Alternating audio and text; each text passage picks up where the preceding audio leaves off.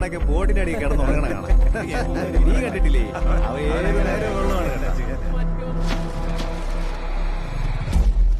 Okay, ഞങ്ങൾ റെഡിയാ. എന്തിനാണ് എടാ സുരേഷ്, നീ നോക്കി കണ്ട് നടത്താൻ നിനക്കുള്ള കേട്ടാ. എന്നാ പിന്നെ നാളെ കാണാം കേട്ടാ. നീ ആരെ പറ്റിയാണ് പറയുന്നത്? കുമാറാ?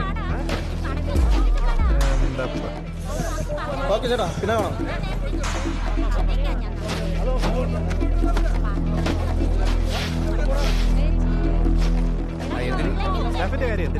ലവനുണ്ടല്ലോ, ആ ശേഖർ എന്ന് പറഞ്ഞ പയ്യെ, അവൻ സാധനം വാങ്ങിയിട്ട് ആള് മുങ്ങിക്കളയും.